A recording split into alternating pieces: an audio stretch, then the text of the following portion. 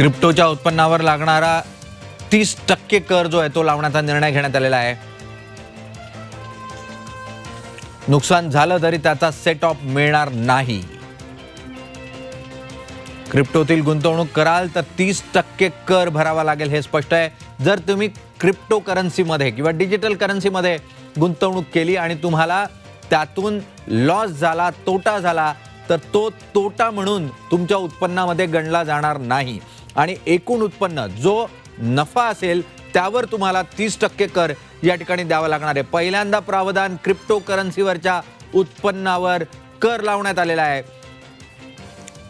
सरकारनं अधिकृतपणे crypto currency स्वीकारली अशा स्वरूपामध्ये हे संकेत आहेत. या संदर्भात कोणतेही स्पष्टीकरण देण्यात आलेलं नाही. मात्र करप्राप्त उत्पन्न हे क्रिप्टोवरचं होणार आहे. म्हणजे येत्या काळामध्ये क्रिप्टो करन्सी ही तुमच्या उत्पन्नाचं साधन थेटपणे ठरू शकते. त्यावर तुम्हाला कर द्यावा लागणार आहे. नुकसान झालं तर मात्र सेट ऑफ म्हणजे वजावट जी आहे तोट्याची ती तुम्हाला या ठिकाणी मिळणार नाही. त्यामुळे गुंतवणूक करताना सावधान. तोट्याला कोणताही सपोर्ट सरकारकडून मिळणार नाही किंवा तुमच्या उत्पन्नात तोटा हा गणला जाणार नाही. फक्त नफा गणला जाणार आणि नफ्यावर 30% कर हा लावला जाणार. अत्यंत महत्त्वाचा निर्णय हा या ठिकाणी घेण्यात आला आहे. सध्याच्या दरात तुर्तास कोणताही बदल करण्यात आले नाही. इतकंच नाही, सर्वसामान्य नागरिकांसाठी जे सॅलराईड आहेत, ज्यांचं उत्पन्न नोकरीतून येतं, अशांसाठी कोणताही इन्कम टॅक्स स्लॅबमध्ये बदल करण्यात आलेला नाही. सध्याच्या दरात तुर्तास कोणताही बदल करण्यात आलेला नाही. इन्कम टॅक्स स्लॅबमध्ये कोणताही बदल नाही.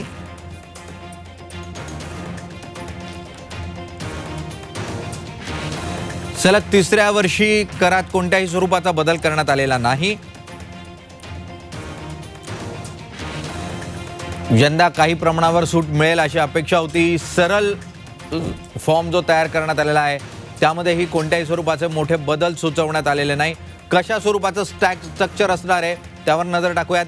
कोणतेही बदल नाही. त्यामुळे मागच्या वर्षीचं जे स्ट्रक्चर आहे त्याचे 5 लाख रुपयापर्यंत शून्य कर, 5 लाखाच्या वर 5,50,000च्या वर 17,500 रुपयापर्यंतचा कर तुम्हाला भरावा लागेल. 6 लाखाच्या वर 22,500 रुपये टॅक्स, 7 लाखाच्या वर 32,500 रुपये टॅक्स हा सॅलराईड कर्मचाऱ्यांना भरावा लागेल.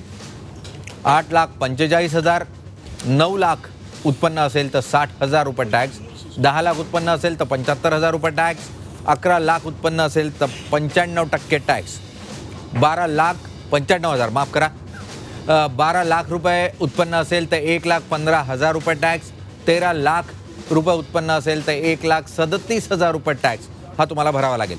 14 लाख रुपये जर तुमचं उत्पन्न असेल तर 1,62,000 टॅक्स, 15 लाख असेल तर 1,87,000 इतका टॅक्स हा तुम्हाला भरावा लागेल.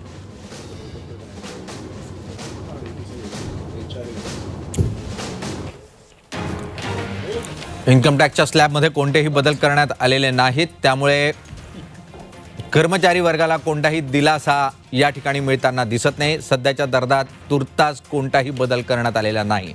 मात्र जे सरकारी कर्मचारी वर्क फ्रॉम होमच्या काळामध्ये क्रिप्टो करन्सीमध्ये गेलेले आहेत त्यांना क्रिप्टो करन्सीतून मिळणाऱ्या उत्पन्नावर मात्र 30%चा व्याज कर जो आहे तो भरावा लागणार आहे.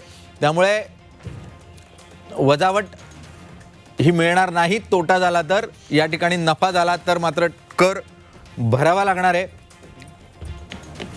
या संदर्भात चर्चा करण्यासाठी विविध मान्यवर आपल्या स्टुडिओमध्ये आहे, त्याचबरोबर ऑनलाईन आपल्याबरोबर जोडले गेलेले आहेत. मी पुन्हा एकदा स्टुडिओत येतो आणि आपल्या मान्यवरांचा परिचय एकदा करून घेऊयात आणि पुन्हा एकदा चर्चेला सुरुवात करूया. सतीश मराठे सर आहे, संचालक RBI आणि संस्थापक आहे सहकार भारतीचे. सहकार क्षेत्रामध्ये काही महत्त्वपूर्ण बदल किंवा काही टॅक्स कन्सेशन्स देण्यात आलेले आहेत ते त्यांच्याकडून जाणून घेण्याचा प्रयत्न करू. अजित जोशी CA कर सल्लागार आहेत, त्यांच्याकडून कर तुमच्या आमचा कळीचा मुद्दा.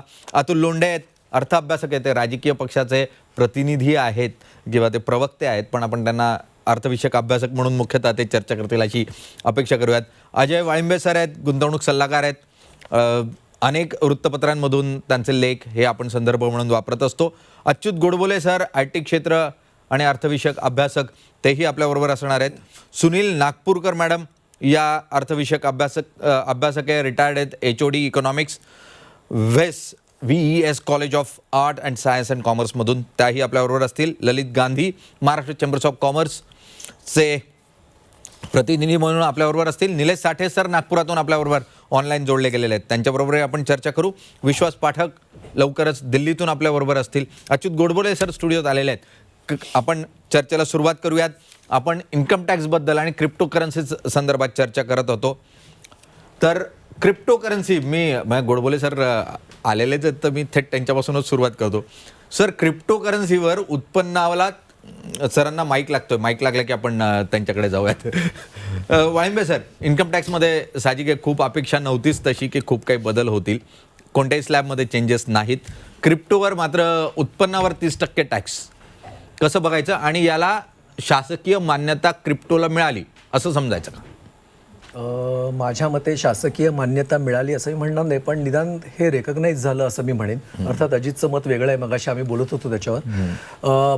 पण मगाशी निलेश तू म्हणास की कुठलाही टॅक्समध्ये करबदल नाही असं अपेक्षित होतं, पण असं नाही आहे. म्हणजे मला असं वाटतं की गेले जी करमुक्त उत्पन्नाची मर्यादा 2.5 लाखाची होती ती गेली अनेक वर्ष प्रलंबित आहे लोकांची, आणि कुठल्याही सर्वसामान्य माणसाला की यंदा तरी काहीतरी मिळेल असं वाटलं होतं, पण तसं म्हणतं तर त्याच्यात काही ठोस काहीच दिसत नाही. आणि क्रिप्टो करन्सीमध्ये सर्वसामान्य माणूस तरी त्या क्रिप्टो करन्सीमध्ये काही ट्रेड करत नाही, पण त्याच्यावर सरकारला त्याच्यावर काहीतरी उत्पन्न हवं होतं, त्यामुळे त्यांनी क्रिप्टो करन्सी त्यांच्या जाळ्यात ओढलं. आणि त्याच्यावर मग कुठल्या याच्यावर मग एक मला वाटतं ट्रान्झॅक्शन टॅक्स, आणि शिवाय तुम्ही जर कोणाला गिफ्ट दिलं तर त्या डोनीवर आय मीन त्याच्यावर टॅक्स, असं काही काही त्यांनी बदल केले. पण overall from direct tax perspective there is nothing. Joshi sir, crypto currency आपल्याकडे इल्लिगल नव्हती, फक्त क्रिप्टोत व्यवहार इल्लिगल होते. म्हणजे याचा अर्थ काय की आता मी जर का तुम्हाला क्रिप्टो करन्सीत पेमेंट केलं तर ते पेमेंट म्हणून धरलं जाणार नाही, कारण ते इल्लिगल होतं. As an asset class crypto currency घेणं किंवा विकणं याच्यावर कुठलीही बंदी यापूर्वी नव्हती, आताही नाही. फक्त आता त्यांनी असं केलेलं आहे की क्रिप्टो करन्सीमध्ये व्यवहार करणं हे त्यांनी रेसेस किंवा जुगार याच्या बरोबरीला आणून ठेवलंय. कारण ते जे आत्ताचे जे प्रोव्हिजन्स आहेत की ज्या 30% टॅक्सच्या, फक्त त्यांनी कॉस्ट ऑफ ॲक्विजिशनचं डिडक्शन दिलंय जे रेसेसमध्ये मिळत नाही, परंतु ते हॉर्स रेसिंग किंवा गेमिंगच्या सारखे टॅक्स त्याच्यावर लावलेला आहे. आता याच्यातली गंमत अशी, वाळिंबे सर तुम्हाला थोडंसं आश्चर्य वाटेल, कारण हे मलाही खूपच धक्का बसला होता की लेटेस्ट जेवढे म्हणून ॲप्स आहेत त्याच्यावरचा मॅक्झिमम ट्रेडिंग हे 4 मेट्रो व्यतिरिक्तच्या शहरात होते, आणि त्याचा जो एज ग्रुप आहे तो 18 ते 30 आहे. आता ह्या ट्रेडिंगमध्ये किंवा ह्याच्यामध्ये भरपूर घोळ आहेत वगैरे, हे सत्य आहे, नाकारण्यात अर्थ नाही, किंवा त्याच्याबद्दलच्या विश्वासार्हतेवर प्रश्न आहे. मला प्रामाणिकपणे असं वाटतं की एका अर्थाने हे येणाऱ्या काळाचं तंत्रज्ञान आहे, त्याच्यावर अर्थात गोडबोले सर जास्त अधिकारवाणीने बोलतील. पण जसं 30-32 वर्षापूर्वी वाजपेयीजी किंवा मुलायम सिंग यांनी कॉम्प्युटरच्या विरुद्ध बैलगाडी मोर्चा काढला होता, हा त्यातला एक प्रकार आहे असं मला वाटतं. की खरं तर याला आपण रेग्युलेट करायला हवं होतं, याचं नियमन करायला हवं होतं, ह्यात गैरव्यवहार होणार नाही, त्याच्याऐवजी त्याला थेट जुगार आणि रेसेसच्या बरोबरीला आणून बसवलं. मी आरबीआयचे प्रतिनिधी आहेत आपल्याकडे, डायरेक्टर आरबीआय, आपण त्यांच्याकडे जाऊयात, कारण अत्यंत महत्त्वाचा मुद्दा आहे. माझी मराठी सरांना विनंती आहे की regulate this industry, don't tax it. आरबीआयने मधल्या काळामध्ये डिजिटल करन्सी आपण आणू अधिकृतपणे अशा स्वरूपाचे संकेत पण दिले होते. आहे ना, येईल, इट्स वर्क अंडर प्रोग्रेस लवकर. आणि 2 प्रकारच्या लाईन्सवरती काम चाललंय, एक रिटेल डिजिटल करन्सी करता आणि एक होलसेल करता. Things are in advance stage, आणि आपल्याचकडे नाही तर जगात 16 देशांमध्ये या प्रकारच्यावरती काम चालू आहे, आणि आपल्याकडचं काम खूप पुढे गेलं आहे. माझा अंदाज आहे या वर्षात डिजिटल करन्सी रिलीज होईल रिझर्व्ह बँकेची. यांनी सगळ्यांनी जो मुद्दा मांडला तो मी थोडा एलॅबरेट करू इच्छितो. आपल्याकडे डिबेट गेली काही वर्ष चाललं आहे की what is crypto, whether it is a class of asset or is it a currency, is it a mode of payment. ह्या आजच्या निर्णयामुळे हे क्लिअर झालं की it is not a currency, it is not a mode of payment, but it is a class of asset. आणि ही clarity कुठेतरी यायला हवी, ती आपल्याकडे सगळ्या लोकांमध्ये ती या टॅक्सच्या रेजिमपायी आली. हा एक सर्वात महत्त्वाचा आहे. आता ते क्रिप्टो का करतात अशी खूप चर्चा ठिकठिकाणी होते. मी 1-2 मिनटं जास्ती घेतो यांच्या ह्याच्यातनं. कारण आज देखील आपल्याकडे ज्या पद्धतीने इंटरनल पेमेंट सिस्टीम रेव्होल्युशनाइज झाली, RTGS झालं, NEFT झालं, आणि it is ease of payment अगदी आणि ईज ऑफ रिसीट, आणि it is at a very short notice. म्हणजे तुम्ही आत्ता करा, 2 तासात तुमचे पैसे तुम्हाला मिळतात. External payment, cross border payments or receipt, याला जगात अजून सोल्युशन नाही आहे. हा सर्वात मोठा आपल्याच देशासमोर नाही तर सर्व देशांसमोरचा चॅलेंज आहे. आणि वाय क्रिप्टो इज फ्लरिशिंग, त्याचं एक कारण असं आहे की कितीही तुम्ही फास्ट पेमेंट करायची ठरवली, मिनिमम 2 दिवस जातात एक क्रॉस बॉर्डर रिसीट किंवा पेमेंटला. At times it is 3 or 4 days. Crypto is almost instantaneous and that is why also it is popular. असं एक त्याचं ॲनालिसिस आहे. मला असं वाटतं as we improve on technology, ते असताना मी टेक्नॉलॉजीवर बोलणं बरोबर नाही, पण as we improve crypto will lose its shine as a mode of transfer of payment. अगदी RBIची डिजिटल करन्सी आली तर निश्चितपणे क्रिप्टो असतील किंवा इतर ज्या करन्सीज, मुळात काय करन्सी नाहीच आहे, तो एक निधी आहे, फक्त तो ॲसेट आहे. हे जे ॲसेट्स आहेत ते ॲसेट निश्चितच त्याची पॉप्युलॅरिटी कमी होईल, चर्चा कमी होईल. मी गोडबोले सरांकडे जातो. गोडबोले सर, पैसाही आता डिजिटल माध्यमातून येणार आहे आणि त्याला जवळजवळ आपण स्वीकारायला लागलेलो आहे. आता सरकारनं त्यावर टॅक्स पण लावलेला आहे. कसं बघताय तुम्ही, काय दिसतंय फ्युचर डिजिटल करन्सीचं आणि सध्या सरकारचं या संदर्भातलं धोरण? आता मला हे दोघेही जे म्हणाले ते अगदी बरोबर आहे. एक तर पहिली गोष्ट, क्रिप्टो आलं का, त्याच्यामध्ये सेंट्रल ऑथॉरिटीवरती अविश्वास की या सेंट्रल ऑथॉरिटी आपण कुठला व्यवहार करतो तो बँकेच्या तर्फे करतो आणि यामध्ये काहीतरी गडबड होऊ शकते. हा त्यातला महत्त्वाचा मुद्दा होतो. हे आम्हाला हे सेंट्रल ऑथॉरिटी नको आहे, सगळं डिस्ट्रीब्युटेड. म्हणून crypto currency is based on blockchain technology, की ते सगळं डिस्ट्रीब्युटेड ठेवावं लोकशाही पद्धतीने. सगळ्यांनी ते त्यात कॉम्प्लिकेशनमध्ये जात नाही मी, कसं ते अप्रूव्ह होतं वगैरे, पण त्यामुळे ह्यातनं ते सगळं त्याचा उगम झालेला आहे. आता त्यामुळे अनेक सरकारं आणि क्रिप्टो यांच्यात एक वाद निर्माण झाला की आता आमचा कंट्रोल कसा राहील त्याच्यावर. RBIने जे केलेलं आहे ते हे प्रचंड आपल्या हाताबाहेर जाण्याच्या अगोदरच आपणच आता काहीतरी करावं असं. आणि मला वाटतं जोशीजी म्हणा अगदी बरोबर की हे याच्यावर रेग्युलेशन आणलं पाहिजे. हे थोपवू शकणार नाही आपण. आणि आत्ता सर म्हणाले त्याप्रमाणे की इंटरनॅशनल ट्रान्झॅक्शनमध्ये आपल्याला त्याचा फायदा नक्कीच होईल, का आता त्याच्यामध्ये सध्या बऱ्याच गुंतागुंती आहेत. तर क्रिप्टोला आपण थांबवू शकणार नाही, फक्त त्याला रेग्युलेट मात्र करण्याची गरज आहे. नाही तर ते सट्टेबाजी त्याचं वाटेल तसं फोफवू शकतं ते. आणि एकच मला सांगू असं वाटतं की क्रिप्टो हा फक्त वरिष्ठ वर्गातच सध्या म्हणजे त्यात सामान्य शेतकरी आणि अशा काही प्रश्नच नाही आहे त्या ठिकाणी. इनाम मार्केटमध्ये नाही, पण मेट्रोमध्ये सुद्धा नाही, नॉन मेट्रोमध्ये नाही, तेच नॉन मेट्रोमध्ये सेकंड टिअरच्या ह्याच्यात पण 60% बरोबर. पण तिथे अशिक्षित आपल्याकडे तळागाळातल्या 60% लोकांना अजून त्याचा काही पत्ता नाही. आणि तरुण जे आहेत, तरुण ग्रुप इज 18 to 30, पण ते जास्त पण सुशिक्षित. अजी त्याच्यामध्ये काय माहितीये का, तुम्ही जे म्हणताय की सेकंड टियर सिटी वगैरे वगैरे, याच्यामधला जो ते एक सट्टा म्हणूनच गुंतवणूक करतायत. बरोबर आहे, मला हे मान्य आहे. ते म्हणजे माझं पण तेच म्हणणं होतं की याच्यामध्ये ना शहरी याच्यामध्ये. पण मी तुम्हाला एक सांगतो सर, आणि स्पेशली बिईंग इन्व्हेस्टमेंट कन्सल्टंट तुम्ही हे परफेक्ट उत्तर देऊ शकाल की ज्या प्रकारचा अभ्यासपूर्ण पद्धतीने तुम्ही बाजाराकडे बघता, शेअर बाजाराकडे, मी I am talking about share market, असेही बघणारे तर गुंतवणूकदार खूपच माफक आहेत. सो आपण आता शेअर बाजाराला लावायचं का जुगार आणि रेसेसचं टॅक्सेशन? तेच सांगतो ना, पण शेअर बाजार आणि याच्यात प्रचंड फरक आहे. नाही, मुद्दा हा आहे की हे बरोबर आहे की मोठ्या प्रमाणावर गुंतवणूकदार आज कॉइन DCX किंवा कुबेर स्विच याच्याकडे सट्टा या प्रकारात बघतायत. पण हेही वाळिंबे सर सांगतील, मान्य करतील, जास्त अधिकारवाणींनी सांगतील की आज जे तुम्ही म्हणता रिटेल पार्टिसिपेशन यातले तुम्ही जे सिपचा भाग वगळला तर एक मोठा वर्ग हाही तिकडे त्याच दृष्टिकोनातून बघतोय. मुद्दा हा नाहीये की इन्व्हेस्टर कसा बघतोय, मुद्दा हा आहे की तंत्रज्ञान काय, आणि मुद्दा हा आहे की आपण त्यावर काय करू शकतो. बरोबर. अगदी. आणि हे तंत्रज्ञान भविष्याचं तंत्रज्ञान आहे. म्हणजे मला मराठे सर कदाचित हे थोडं जास्त सांगतील तर कदाचित स्पष्टता येईल. मला माहित नाही आपण डिजिटल करन्सी आणतोय का क्रिप्टो करन्सी आणतोय. म्हणजे आपण रुपयाच कायम ठेवून त्याचा व्यवहार तंत्रज्ञानातून करणार आहोत का आपण एक स्वतंत्र.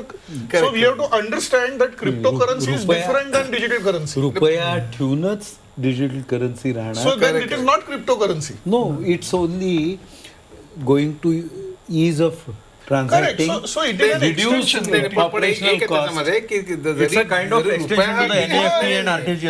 एक त्यातलं पाऊल पुढे आरबीआयने चांगलं केलेलं आहे की रुपया कॉस्ट कमी केलेली आणि त्यात ब्लॉकचेन टेक्नॉलॉजी वापरलेली. हो, ब्लॉकचेन टेक्नॉलॉजीच्या माध्यमातून रुपया कसा राहील हे माझ्या आकलनात नाही येत आहे. कारण ते essentially it is contradictory. त्याचा व्यवहार जे आहेत लेजर मध्ये ते डिस्ट्रीब्युटेड लेजर नाही, बरोबर आहे, पण नाही ब्लॉकचेन मध्ये आला म्हणजे गव्हर्नमेंटने आपला कंट्रोल त्यातला लूज केला असं नाही होत, असं होत नाही. त्यात अजून क्रिप्टोकरन्सीची मूळ कल्पना काय आहे? एक सोपा अगदी मी खूपच ढोबळ करायचा प्रयत्न करतोय, खूप कॉम्प्लिकेटेड गोष्ट, पण आपण प्रयत्न करू की आपल्या सर्वांकडे हजार रुपये आहेत आणि अचानकपणे सरकारने आहे त्याच्या डबल करन्सी छापली तर आपल्याकडच्या 1000 रुपयांची किंमत 500 होती. अगदी. सो इफेक्टिव्हली तुमच्याकडची पर्चेसिंग पॉवर हे आरबीआय कंट्रोल करू शकते. मॉनिटरी पॉलिसी ज्या वेळेला क्रिप्टो करन्सी येते तेव्हा ही शक्यता नष्ट होते. तुमच्याकडे ते हजार हे हजारच राहणार आहेत, त्याची तुम्हाला डिस्ट्रॉय करता येत नाही पर्चेसिंग पॉवर. आणि त्यामुळे सर मला वाटतं गोडबोले साहेब म्हणाले तसं की त्यामुळे जगभरातल्या सेंट्रल बँक ह्या थ्रेटन्ड आहेत की how are we going to control, because otherwise आम्हाला हवं ते इन द सेन्स स्वातंत्र्य आहे ते अधिकार आता काढून घेतले, सावरेन अधिकार आहे. आणि त्यामुळे डिजिटल करन्सी जर उद्या भारत सरकारने ठरवलं की आम्ही डिजिटल करणार, आता मला याबाबत माहिती नाही क्लॅरिफिकेशन पाहिजे त्याच्यावर काय आहे की ब्लॉकचेन आणल्यामुळे अर्थातच सरकारचं नाही, कारण तसं झालं तर 2 रुपये क्रिएट होतील देशात. 1 रुपया पॅरल करन्सी सिस्टीम तयार होईल आणि तिकडे अर्थव्यवस्थेसाठी सार्वभौमत्वाला ते चॅलेंजच आहे. फक्त क्लॅरिफाय करतो की आता ब्लॉकचेन मध्ये बरेच क्लासेस आहेत. एक ब्लॉकचेन हा कम्प्लिटली डिस्ट्रीब्युटेड आहे, प्रायव्हेटली distributed. सरकारचं माझ्या मते क्लॅरिफाय केलं पाहिजे की सरकारने एक प्रायव्हेट जर का ब्लॉकचेन जर का निर्माण केली बरं का की सुरक्षेच्या दृष्टीने तर सरकारचं हे राहणार, पण त्यामध्ये सुरक्षा अटॅक होऊ शकणार नाही असं तर सगळं असेल आणि रुपया फक्त डिजिटल आणि ब्लॉकचेन मध्ये असं असणे शक्यता आहे. पण 2 वेगळ्या करन्सीज तयार होतील ना त्याच्यात. मायामध्ये आता एक काम करूयात, कारण हा इतका आणि आपल्या प्रेक्षकाला त्याच्याशी काय खूप संलग्न नाहीये, त्यामुळे आपण थोडं या विषयावरून प्रफुल्ल छाजेड आपल्या बरोबर आहेत, प्रसिद्ध कर सल्लागार, सीए फाउंडेशनचे ते अध्यक्षही होते आणि सध्या SBI बँकेवर ते डायरेक्टर म्हणून आहेत. आपण प्रफुल्ल छाजेड सरांकडे जाऊयात. छाजेड सर, खूप खूप स्वागत आपलं. अजय वाळिंबे सरांचं म्हणणं होतं की अपेक्षा खूप होत्या, 3-4 वर्ष झाले कोणत्याही स्वरूपाचे बदल झालेले नव्हते, ब्रॅकेट चेंज होणं गरजेचं होतं, टॅक्स ब्रॅकेट्समध्ये बदलाव गरजेचे होते, मात्र ते झालेले नाही. कशा स्वरूपात बघता तुम्ही आजच्या अर्थसंकल्पाकडे? अर्थसंकल्प जेव्हा जेव्हा येतो प्रत्येक माणसाला, मग तो व्यावसायिक असो का पगारदार नोकर असो, प्रत्येकाला काही ना काही अपेक्षा असते. कारण आपण सर्व प्रकारचे जरी चर्चा केल्या तरी ॲब्सोल्यूट टर्ममध्ये कुठे ना कुठे महागाई ही वेळेनुसार थोडी वाढत असते, जीवनावश्यक वस्तूंच्या दर वाढत असतात. अशा वेळेला जरी तो पगारदार असला किंवा व्यावसायिक असला त्याला थोड्याशा काही ना काही अपेक्षा असतात. आणि म्हणून कदाचित जर बजेटमध्ये ते चेंजेस नाही आले तर फर्स्ट रिॲक्शन असते की अरे या बजेटमध्ये माझ्यासाठी काय नाही आलं, तर थोडासा तो नैराश्याचा सूर त्यावेळेला येतो. आता आपण डायरेक्ट टॅक्सचं सर्वसामान्यांच्या दृष्टीने जर बोललो तर तसं त्यांच्या भाषणामध्ये तसं काही आलेलं नाही येत आहे, पण आता जेव्हा फायनल प्रिंट येईल, पूर्ण बजेटचं प्रपोजल आपल्या समोर येईल, तेव्हा काही लहान लहान गोष्टी जर असतील तर ते आपण बघू. फक्त एक दिव्यांगांसाठी जी त्यांनी सूट दिली आहे ती मला वाटतं अत्यंत चांगली आहे आणि त्याचं आपण स्वागत करूया. पेन्शनधारकांसाठी पण काही सवलती मिळतील अशा स्वरूपाचं आहे, म्हणजे पेन्शन उत्पन्नावर करमुक्त अशा स्वरूपाचं पेन्शन उत्पन्न असेल अशा स्वरूपाचे काही बदल दिसत आहेत? हां, जसं मी बोललो ना, आता पूर्ण जेव्हा ते आपल्यासमोर बजेट डॉक्युमेंट येईल, कदाचित थोड्या वेळाने आपण जेव्हा चर्चा करू तेव्हा ते प्रत्येक क्लॉज बाय क्लॉज आपल्याला त्याच्याबद्दल माहिती घेता येईल. अगदी. सुमारे 2:30 वाजेच्या सुमारास आपण फक्त आणि फक्त पगारदार नोकर जे आहेत त्यांचं जे कर आहे त्या कर रचनेवर चर्चा करणार आहोत. कशा स्वरूपाच्या सूट आहेत, मिळणार की नाही मिळणार, किंवा कशा स्वरूपात तुम्ही वजावट मिळवू शकता, या संदर्भात सगळेच एक्सपर्ट्स आपल्याबरोबर असतील, कर सल्लागार असतील, त्यांच्याबरोबर आपण चर्चा करू. सध्या मी अतुल लोंढेंकडून येतो, कारण ते विरोधी पक्षाचे तसे प्रतिनिधी पण आहेत. आणि कृषी हा अत्यंत जिव्हाळ्याचा विषय आहे. तेलबियांसंदर्भात आपण सकाळी बोलत होतो की त्यासाठी सरकार काहीतरी करणं अपेक्षित आहे. सरकारने केलेलं आहे. थोडंसं प्रोत्साहन तेलबिया उत्पन्नावर देत आहेत. कसं बघता बजेटकडे? या बजेटकडनं सर्वात जास्त अपेक्षा होती ती बेरोजगारीच्या संदर्भामध्ये हे बजेट काय करताय. आता फाईन प्रिंट आल्यावर मनरेगाच्या संदर्भात काय केलं ते पाहावं लागेल, कारण की मागच्या वेळेस 1,10,000 कोटीची तरतूद होती आणि रिवाईज बजेटमध्ये ती 73,000 कोटीपर्यंत आली, म्हणजे 38,000 कोटीचं रिडक्शन त्याच्यामध्ये झालं होतं. आणि कामं वाटताना सुद्धा 7 दिवस 8 दिवस, गॅरंटी ही 100 दिवसाची आहे, 150 दिवसापर्यंत न्यावी अशी आमची अपेक्षा आहे, कारण की मोठा एक बर्डन आहे. आणि 22 करोड मॅन्डेज मनुष्यबळ दिनाची डिमांड असताना 11 करोडच काम जे आहे ते उपलब्ध करून देण्यात आलं. दुसरं एक की खूप प्रेशर आहे बेरोजगारीचं, म्हणजे आता हे क्रिप्टो वगैरे हे इशू फार पेज 3 इशू आहे. म्हणजे आपल्या भाषेत बोलायचं झालं गोडबोले सर तर आपला राग गृहीत धरून हा पेज 3 विषय आहे. हा पेज 3 विषय आहे. पण सामान्य माणसाच्या अनुषंगाने जर आपण एक इन्फ्रास्ट्रक्चरमध्ये जी गुंतवणूक केलेली आहे ती कशी, कारण JNNURM त्याच्यानंतर स्मार्ट सिटी, मग आता JNNURMची चर्चा नाही, स्मार्ट सिटीची चर्चा नाही आहे. आम्ही स्टेट गव्हर्नमेंटला जे आहे ते एक्स्ट्राचा पैसा जो आहे तो उपलब्ध करून देऊ. तर आता तो कर्ज देणार आहे त्याच्यामध्ये स्टेट गव्हर्नमेंट. आता स्टेट गव्हर्नमेंटमध्ये मॅक्सिमम GST आल्यानंतर स्टेट गव्हर्नमेंटकडे विशेषतः त्यांचे रिसोर्सेस उभे करण्याचे सोर्सेस राहिले नाही आहे. जरी इंटरेस्ट फ्री लोन असलं तरी असं करण्यापेक्षा टॅक्स डिव्होल्युशनच्या माध्यमातून आणि सेंट्रली स्पॉन्सर्ड स्कीम, म्हणजे काही स्कीम जे आहे ते केंद्र सरकार राज्य सरकार करतं, अशा पद्धतीनं केलं असतं तर ती खरी गुंतवणूक जी आहे ती स्टेट गव्हर्नमेंट्सपर्यंत पोहोचली असती. आता हे PPP मॉडेल कसं आहे ते आपल्या लक्षात येईल. एक अजून अपेक्षा अशी होती की जसं मनरेगा आहे तसं इकडे नागरी भागामध्ये अर्बन सेंटर्समध्ये तशा पद्धतीची एखादी योजना येणं गरजेचं होतं, कारण 4.5 करोड लोक, गोडबोले साहेब, 4.5 करोड लोक हे ॲब्जेक्ट पॉवर्टीमध्ये गेलेले आहे. ॲब्जेक्ट पॉवर्टी म्हणजे ज्यांना 2 वेळचं जेवणही उपलब्ध होत नाही, अशा याच्यात 4.5 कोटी लोक गेले आहे. आणि आपला अनएम्प्लॉयमेंट बेरोजगारी दर जो आपला ज्ञात आहे, आता इन्फॉर्मल सेक्टरची आपण काही गणती करत नाही, CMI वगैरे सारख्या संस्था ज्या काही लक्षात आणतात त्यात जर आपण पाहिलं तर 8% ते 12% पर्यंतची जी आहे ती बेरोजगारी दर आहे, हा फार मोठा दर आहे. आणि महागाई जी आहे ती महागाई फार मोठ्या प्रमाणावर वाढत आहेत. त्यामुळे एक डिमांड निर्माण करण्यासाठी या बजेटमध्ये काही आहे का, तर माझ्या मते या डिमांड क्रिएट करण्यासाठी काही नाही आहे. मध्यम वर्गाचा अनुषंगाने काही त्यांना रिलीफ मिळाला का, जरी इन्कम टॅक्समध्ये रिलीफ नाही मिळाला तरी पण काही टॅक्स ड्युटीज ज्या आहेत पेट्रोल आणि डिझेलवरच्या आणि इतर गोष्टींवरच्या, इम्पोर्ट ड्युटी जर कमी केली असती खाण्याच्या तेलाच्या संदर्भामध्ये, कारण आपण अजूनही डिपेंडंट आहोत, त्याच्या संदर्भात एक असं बोललं की आम्ही तेलबिया डाळबिया ज्या आहे, पल्सेसला जे आहे, मिलेट्सला जे आहे त्यांनी वेटेज दिलेलं आहे. पण हा इमिजिएट रिलीफ देणं यासाठी आवश्यक होता, कारण की हे इन्फ्लेशन इतकं डेंजरस आहे, स्टॅगफ्लेशन सारखं आहे की ग्रोथसोबत महागाई वाढते, विकासासोबत महागाई येत असते, पण ही जी महागाई आहे ही विकासासोबतची नाही आहे. त्यामुळे ह्या गोष्टी ज्या आहे या गोष्टीच्या अपेक्षा होत्या.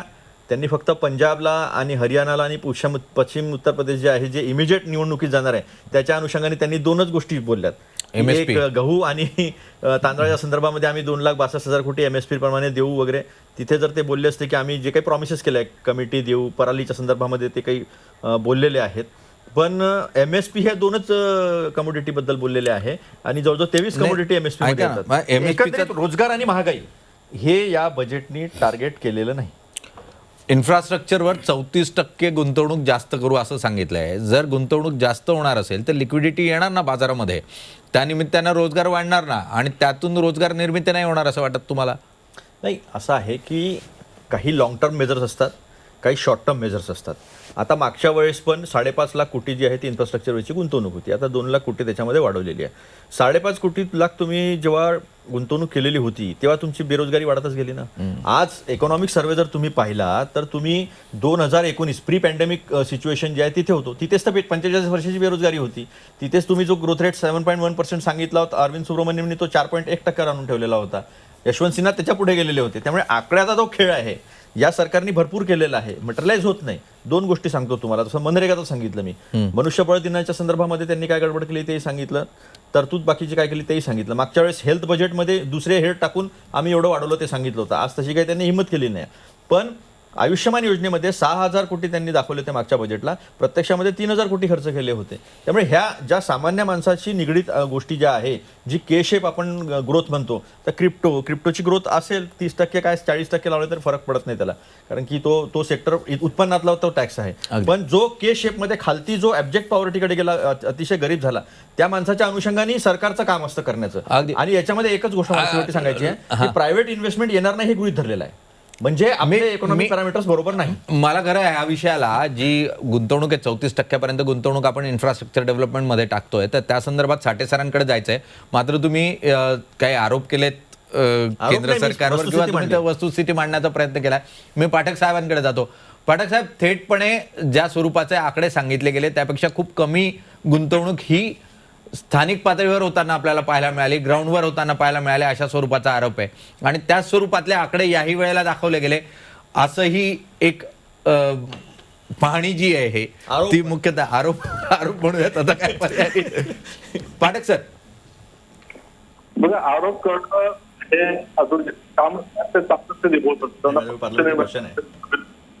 मात्र एक लक्षात ठेवा की या बजेटमध्ये जर आपलं काही दिसत असेल तर पेंडेमिक तर ज्या अपॉर्च्युनिटीज अवेलेबल झालेल्या आहेत, ते डिजिटल असतो, टेलिकॉमच्या दृष्टीने असतो, इन्फ्रास्ट्रक्चरच्या दृष्टीने असतो, त्या सगळ्या अपॉर्च्युनिटीज कॅच करण्याच्या दृष्टीने बजेट आज 2,36,000 कोटी MSPच्या माध्यमातून मिळणार आहे. ते केवळ फक्त पंजाब आणि उत्तर प्रदेशमध्ये, पण भारतातल्या गहू आणि तांदूळाचा त्याला लाभ मिळणार आहे. त्यामुळे या आरोपांमध्ये काही तथ्य नाही. मला असं वाटतं की 48,000 सरकार सांगतं की फक्त 6% लोक अतुल लोंढे साहेब बोलू द्या त्यांना आता सविस्तर. नाही पंजाब, मी ते सांगितलं, फक्त क्लॅरिफाय केलं मी. अगदी. हा, पाठक साहेब बोला. मी क्लॅरिफाय करतो अतुलजी, तुमचं फक्त एकच डिफरन्स तो आकड्यांचा खेळ आहे. तो आकड्यांचा खेळ काय, वर्ल्ड इकॉनॉमिक फोरम पासून सगळेजण आकडे एन्डोर्स करतात आणि याच सरकारने 9%च्या आगे किंवा 10%च्या आगे 9.2 रिवाइज केलेलं आहे. त्यामुळे आकडे हे आकडेच असतात. आता आकड्यांचं किंवा जीडीपीची जी कॅल्क्युलेशनची मेथॉडॉलॉजी आहे ही या सरकारने एकदा चेंज केली, जी यापूर्वी 4-5दा चेंज झालेली आहे आणि in line with international practices आहे. ती एकदाच चेंज केली तर इयर ऑन इयर त्याचा काही फरक पडत नसतो. त्यामुळे याला काही अर्थ नाही.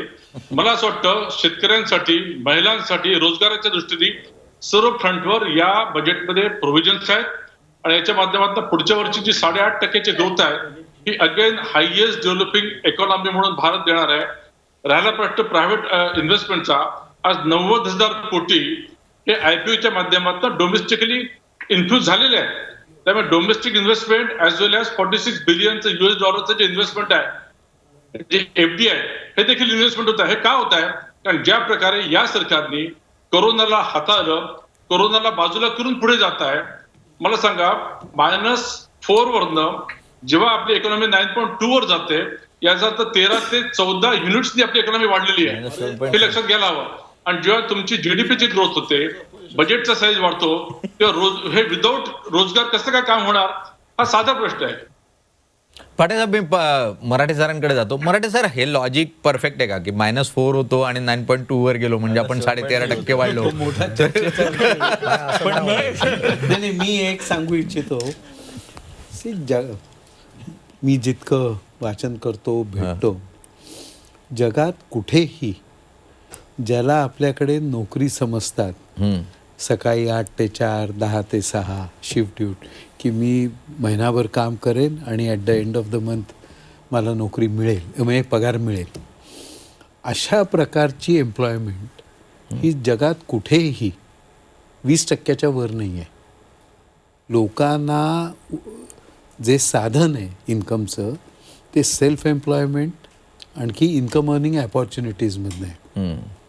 त्याच्यामुळे भारतात देखील जशी आपली प्रगती वाढेल तशी ह्याच प्रकारच्या ॲक्टिव्हिटीज, सेल्फ एम्प्लॉयमेंट आणि इन्कम अर्निंग अपॉर्च्युनिटीज वाढणार आहेत. त्याच्यात सोशल बेनिफिट्स त्यांना ट्रान्सफर केले जातील, सरकार ते प्रोव्हाइड करेल. केले नाही तर आपण त्याची मागणी केली पाहिजे. जसं आता गिग वर्कर्स करता देखील आणण्याचं चाललं आहे, किंवा वर्क फ्रॉम होम काम करतायत त्यांना देणं. त्याच्यामुळे self employment, income earning opportunities ह्याच माध्यमातून लोकांचं उत्पन्न वाढणार आहे.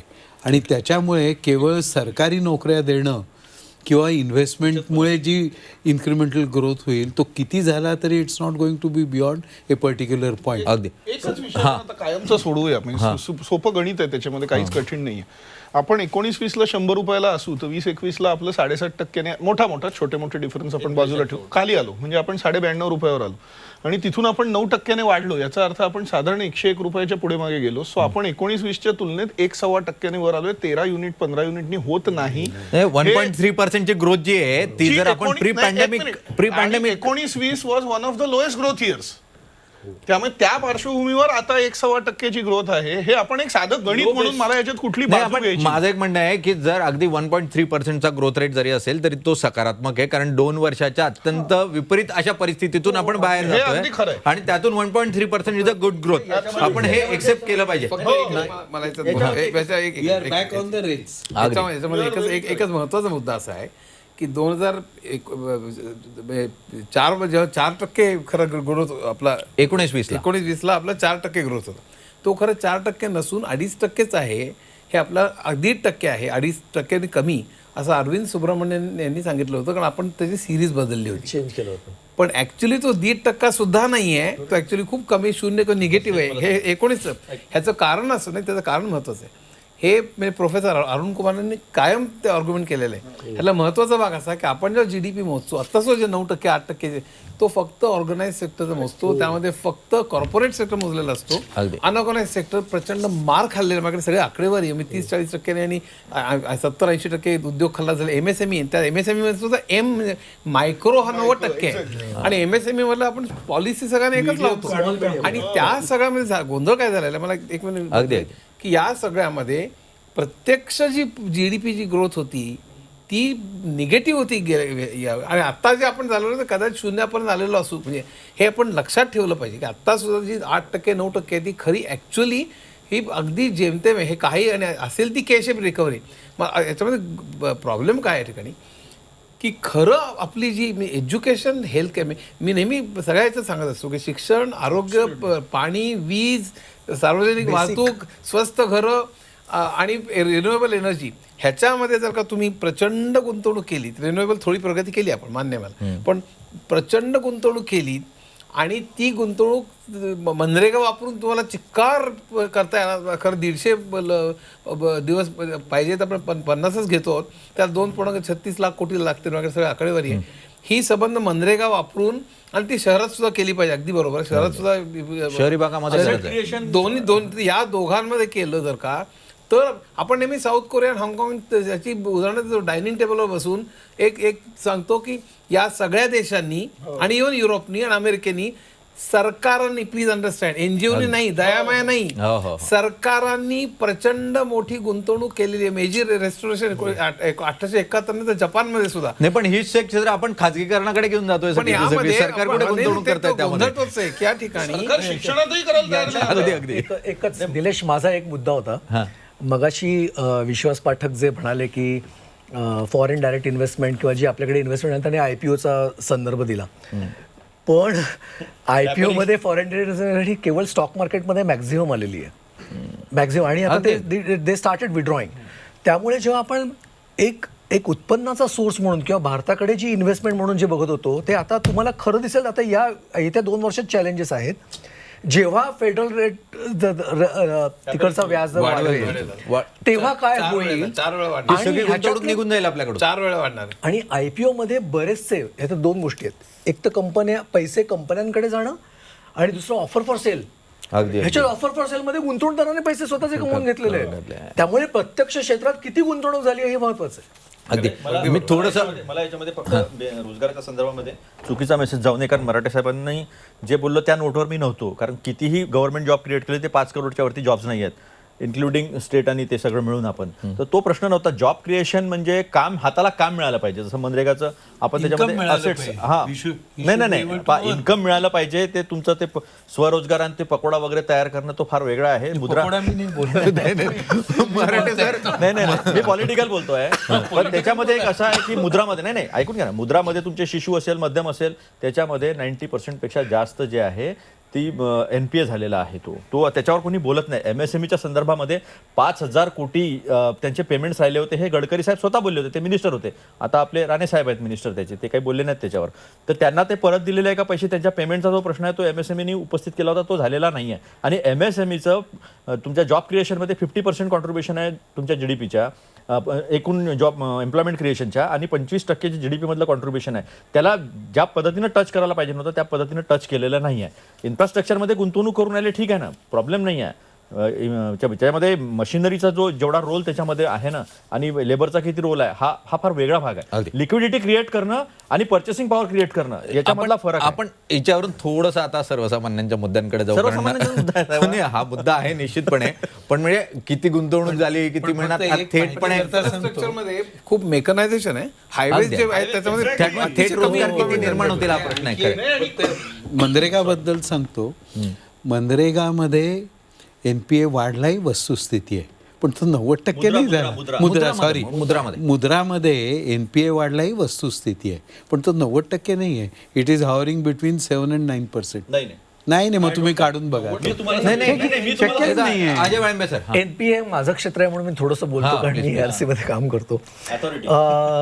NPA मगाशी मॅडमनी आपल्या अर्थमंत्र्यांनी सुरुवातीला सांगितलं की आता बॅड बँक स्थापन झाले आणि आता असं सगळं झालं, पण ॲक्च्युली याच्यामध्ये रिझोल्युशन होणार आहे का, हा सर्वात महत्त्वाचा मुद्दा आहे.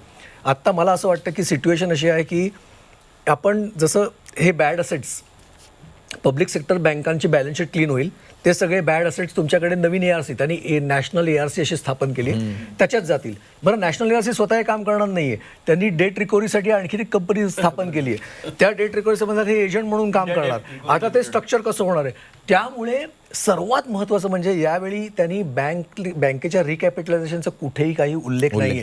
त्या सगळ्या बँका त्यांनी एकत्र केलेल्या आहेत. गेल्या 2 वर्षात सरकारी बँकांचं एकत्रीकरण केलेलं आहे. आगामी काळात येत्या 3 वर्षात MSME सेक्टर आणि रिटेल यांचा NPA एवढे तुम्हाला प्रचंड वाढलेला दिसणार आहेत, ज्याचं RBIनी जे आत्ता सर्वेक्षण अहवाल दिलेला त्याच्यात जवळपास 9-9.5% ग्रॉस NPA जाणार आहेत. त्यामुळे हा सिच्युएशन खूप NPA हा मुद्राचा NPA बघा, खाजगी सरकारी ज्या PSU बँक्स आहेत त्यांचा NPA हा खूप कन्सर्न इश्यू गेल्या काळात सातत्यानं चर्चेला राहिला. यावेळेला तो मुद्दा चर्चेत आलेला नाही बजेटमध्ये, किंवा त्यासाठी वेगळं असं काही प्रावधान केलेलं दिसत नाहीये. मी थोडंसं सरकारी कर्मचाऱ्यांकडे येतो, कारण सरकारी कर्मचाऱ्यांना ते NPA कडून NPS कडे येऊयात. तर नॅशनल पेन्शन स्कीममध्ये या ठिकाणी केंद्र सरकारच्या कर्मचाऱ्यांना जे बेनिफिट्स मिळत होते तेच बेनिफिट आता राज्य सरकारी कर्मचाऱ्यांना मिळतील अशा स्वरूपाचं सुतोवाच करण्यात आलेलं आहे. मी प्रफुल्ल छाजेडांकडे जातो. प्रफुल्ल छाजेड सर, कशा स्वरूपात कितपत फायदा होईल याचा, आणि साधारण जर माझं 10 लाख उत्पन्न असेल तर किती डिडक्शन मला एक्स्ट्राचं मिळेल? याच्यामध्ये कसं होतं सर की आयकरामध्ये आहे ना, वेगळ्या वेगळ्या करदात्यांसाठी काही विशिष्ट प्रमाणात वेगळ्या वेगळ्या सुटींचा प्रावधान होता.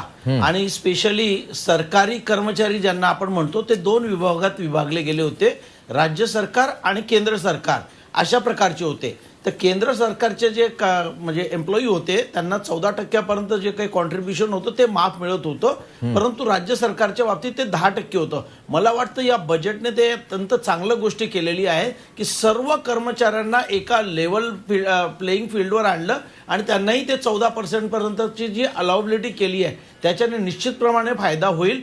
याचा एक महत्त्वाचा फायदा असा आहे की आता याच्या पुढे जी आपल्या मनामध्ये होतं की मी राज्य सरकारी किंवा मी केंद्र शासन कर्मचारी आहे, तर ज्या काही म्हणजे अर्थसंकल्प हा फक्त देण्यासाठी नसतो, परंतु त्याच्यातल्या काही ज्या त्रुटी असतील त्या लक्षात जर आल्या त्या एका विशिष्ट लेवलवर त्यांना आपण ज्याला म्हणतो ठीक करण्यासाठी पण असतात.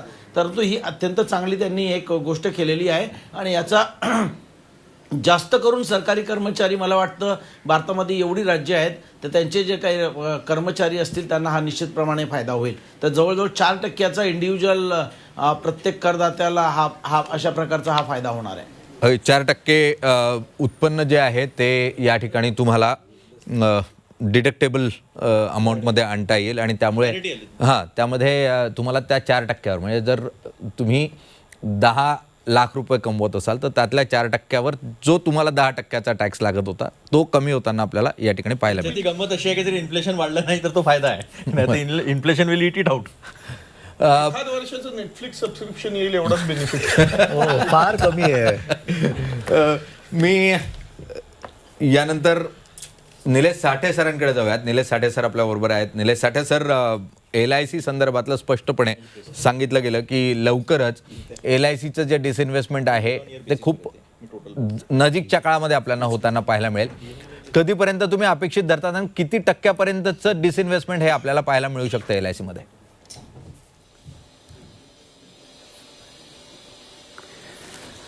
LICतलं डिसइन्व्हेस्टमेंट जे आहे हे पूर्णतः सरकारने ठरवायचं आहे किती करायचं आहे ते.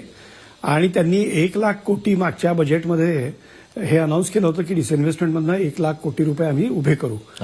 आता 1,00,000 कोटी रुपये उभे करण्यासाठी त्यांना किती टक्के डिसइन्व्हेस्टमेंट करावं लागेल हे मात्र अजून गुलदस्त्यात आहे.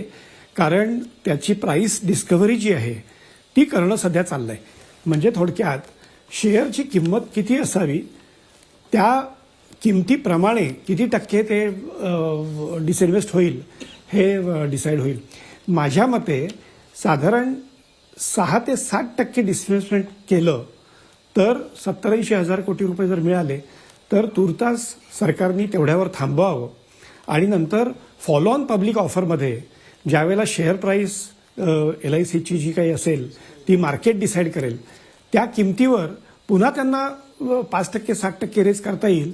त्याचे कारण असं आहे की सेबीच्या निर्देशानुसार 25% डिसइन्व्हेस्ट तसंही 5 वर्षात करायचंच आहे. मग एवढी घाई कशाला की एकदम 10% 15% डिसइन्व्हेस्ट करायचं. आणि मग आपण बघितलंय की मागच्या वर्षी ज्या वेळेला 3 वर्षापूर्वी न्यू इंडिया आणि GICचं सरकारने ज्या वेळेला डिसइन्व्हेस्टमेंट केलं त्यावेळेला ज्या किमतीला त्यांनी ऑफर दिली होती शेअरची त्याच्या 50%पेक्षा कमी किंमत मार्केटने डिसाईड केली. असं होता कामा नये. कारण LICवर प्रचंड विश्वास आहे लोकांचा आणि फार मोठ्या प्रमाणावर रिटेल इन्व्हेस्टर्स जे आहेत ते LICमध्ये गुंतवणूक करणार आहेत असं दिसतंय.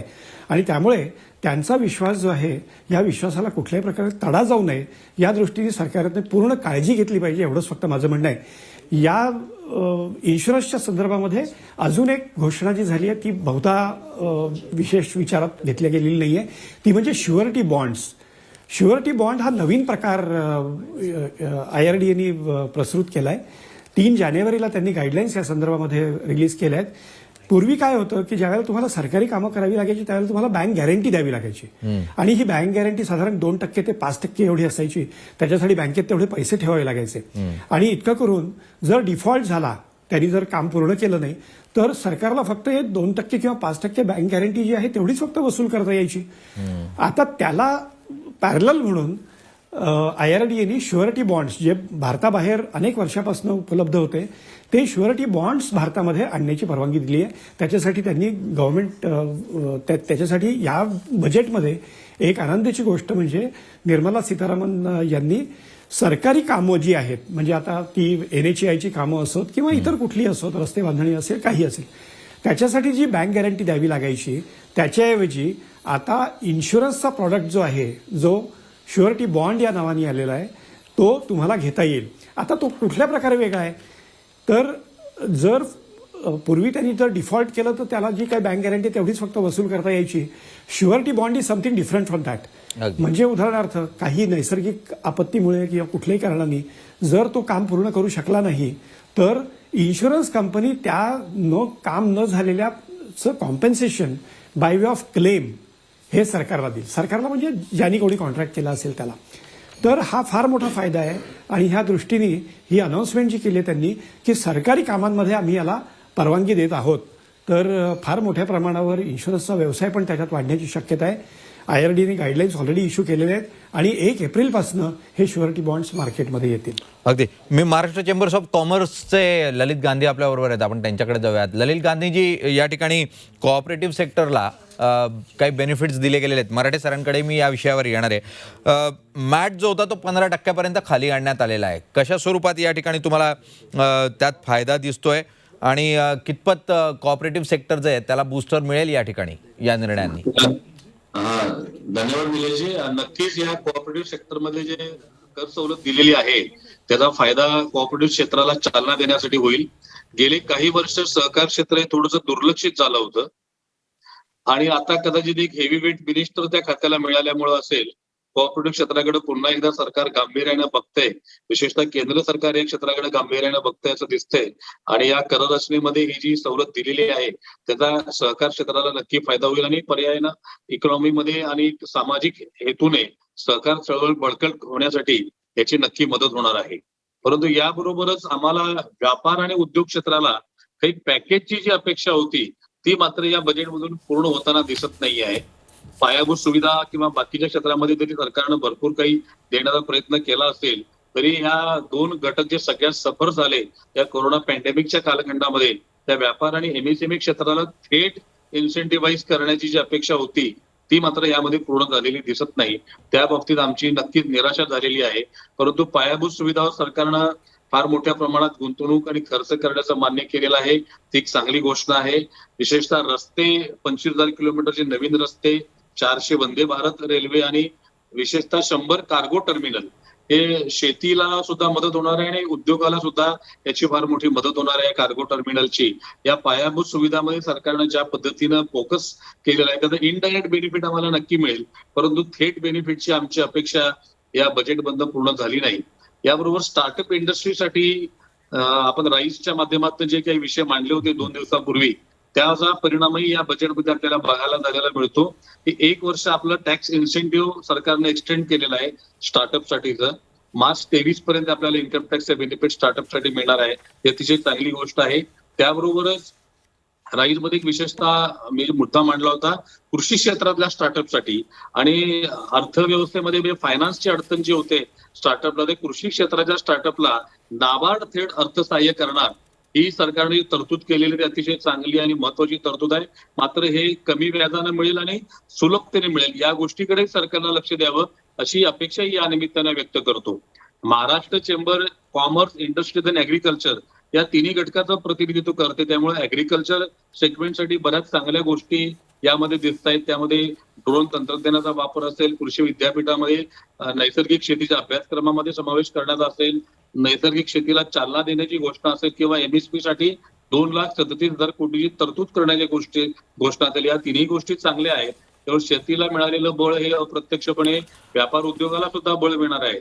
परंतु त्याबरोबरच त्या सोलर असेल किंवा इलेक्ट्रिक व्हेकलसाठी चार्जिंग स्टेशनच्या घोषणा असतील, याही गोष्टी आम्हाला अप्रत्यक्ष बळ देणाऱ्या ठरणार आहेत.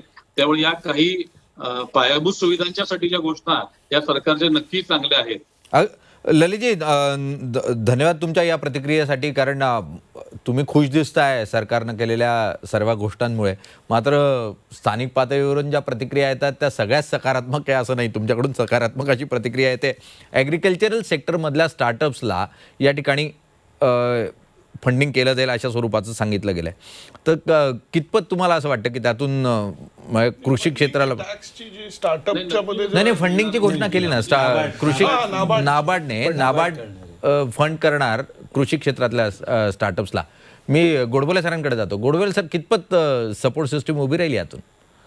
कितपत उभी राहिली हे सांगता येत नाही, पण हे पाऊल चांगलं आहे. मला स्वतःला असं वाटतं की पुन्हा ते एमएसएमईशी संबंध आहे. शेतीच्या जवळ असलेले तालुका, जिल्हा या ठिकाणी जी काही सगळे इंडस्ट्रीज उभे राहतील किंवा राहायला पाहिजेत त्यांना वर्किंग कॅपिटल, एमएसएमईचा सगळ्यात महत्त्वाचा प्रॉब्लेम आता वर्किंग कॅपिटल आहे.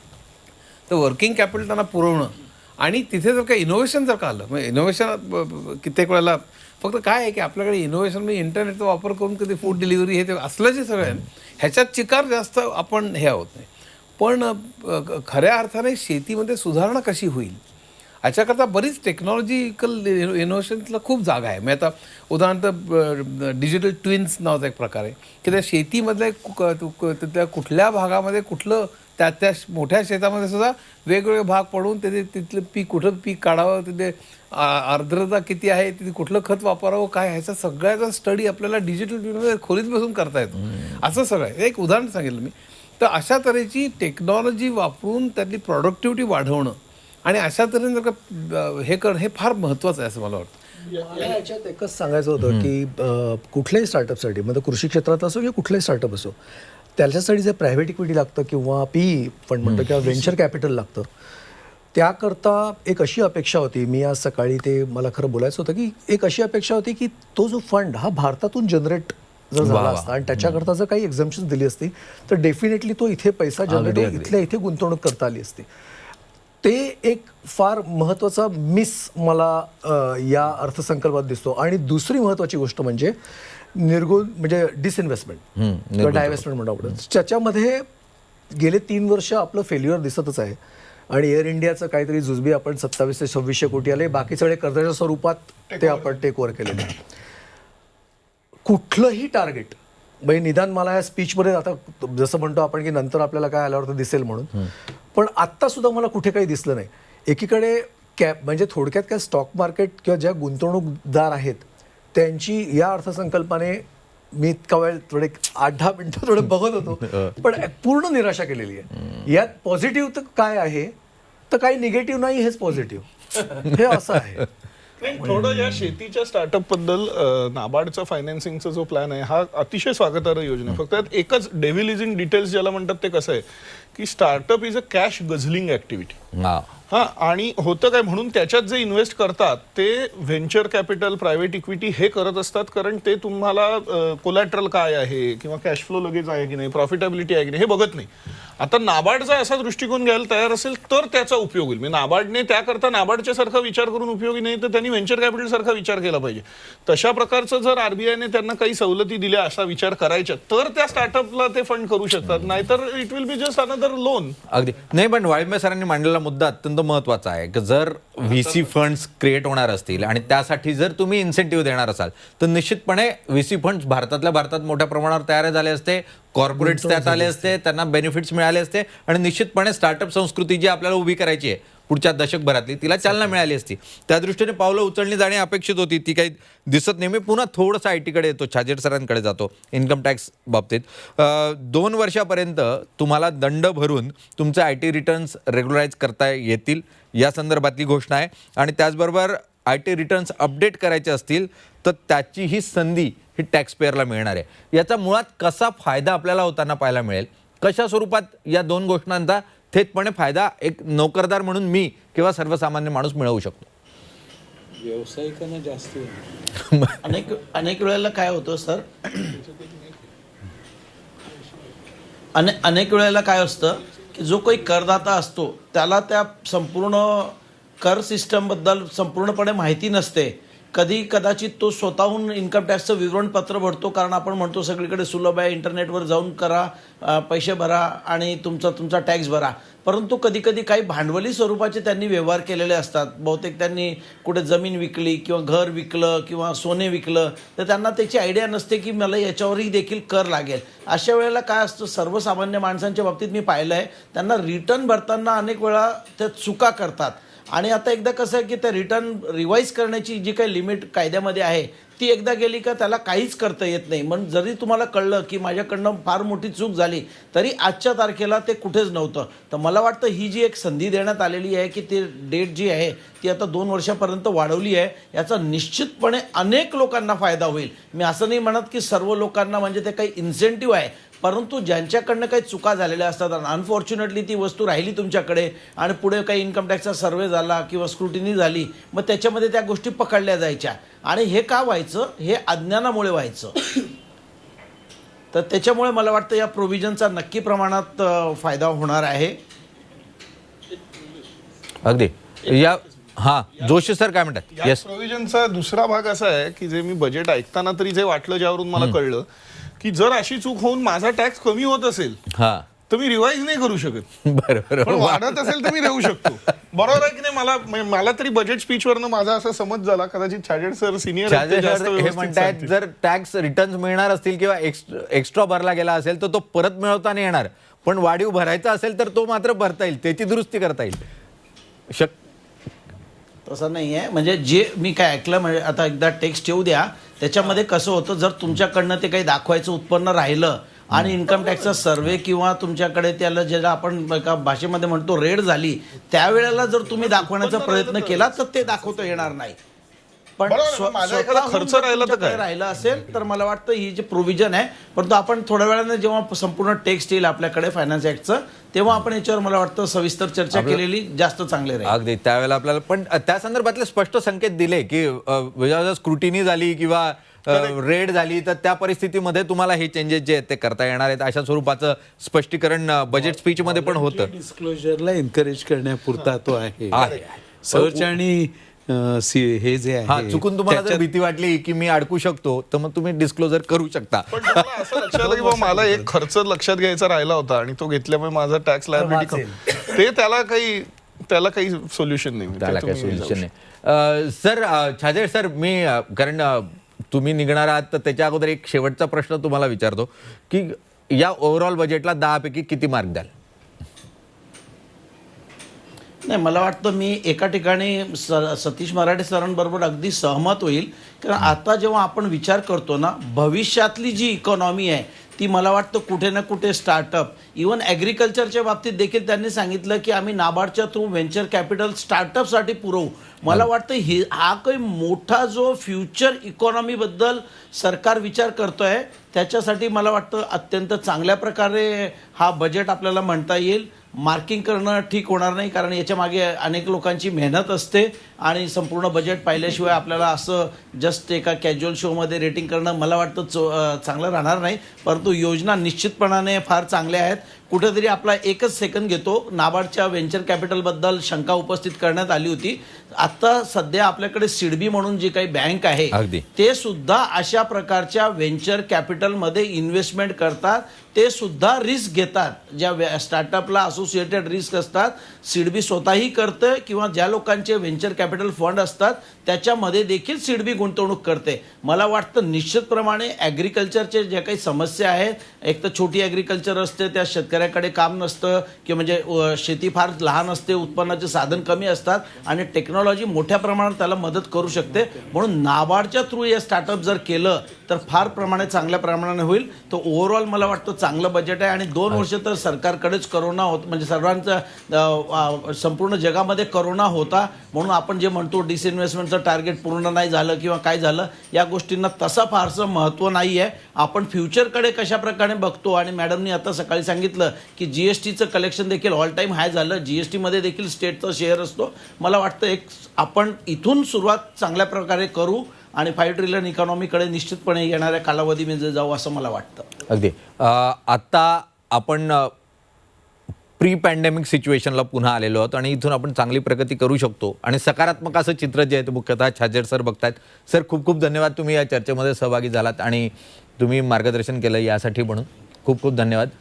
मी पुन्हा एकदा पॅनलकडे येतो. मराठे सर, कोऑपरेटिव्ह इंडस्ट्री संदर्भात तुम्ही जाणकार आहात त्या क्षेत्रामधलं. ते कोऑपरेटिव्ह सेक्टरमध्ये ज्या स्वरूपात सहकार क्षेत्रामध्ये मुख्यतः ज्या स्वरूपामध्ये गुंतवणूक होणं अपेक्षित आहे किंवा त्याला जे बेनिफिट्स देणं अपेक्षित आहे ते कुठेही दिसत नाही. काही घोषणा झाल्या आहेत मात्र जितकं अपेक्षित होतं तितकं काहीच दिसत नाही. नाही, बजेटमधनं आमची अपेक्षा नव्हती.